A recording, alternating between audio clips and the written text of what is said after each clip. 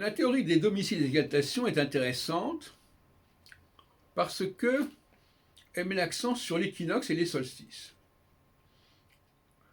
Les domiciles sont articulés sur les solstices, puisque les luminaires sont Cancer-Lion, et les exaltations sont articulées sur les équinoxes, puisque les luminaires sont en Bélier-Taureau. C'est intéressant parce que, je veux dire, dans mon clé pour l'astrologie, j'avais montré que l'exaltation précède, bien évidemment, le solstice. J'avais proposé d'appeler l'exaltation l'ascension, en 1976. Et désormais, je dis que l'équinoxe précède le solstice, et l'équinoxe, c'est le carré.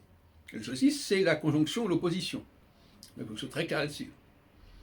On ne peut pas, en astrologie cyclique, mettre une phase de conjonction avant une phase de quadrature. La phase de conjonction clôture un cycle de 6 ans en astroroscopie, et la phase de quadrature inaugure un nouveau cycle de 6 ans.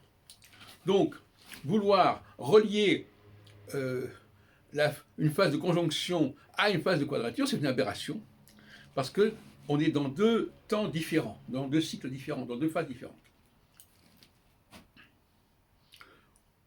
C'est pour ça que je dis toujours que la quadrature doit toujours être un temps antérieur à la conjonction. La demi-lune est antérieure à la conjonction et également à l'opposition, qui est à peu près le même processus sisyphique. Alors, la quadrature, c'est une période d'ouverture, une période où on s'immerge dans un milieu, on capte des choses, on s'imprègne.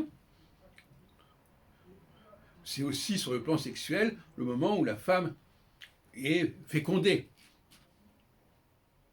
fécondable. Et puis ensuite, on passe à la phase de conjonction, où là, les choses deviennent beaucoup plus sérieuses. C'est-à-dire qu'il y a une sélection qui se fait, il y a une décantation qui se fait, il y a un élégage qui se fait. On passe de la phase féminine de quadrature à la phase masculine de conjonction. Comme dans le domaine de la langue, la phase féminine est toujours plus longue que la phase masculine.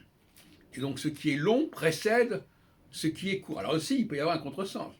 Croire qu'on passe du court au long, ça n'a pas de sens. Le sculpteur, lui, il part du global qui est le bloc à la sculpture. On ne part pas de la sculpture pour aller vers le bloc. C'est une aberration.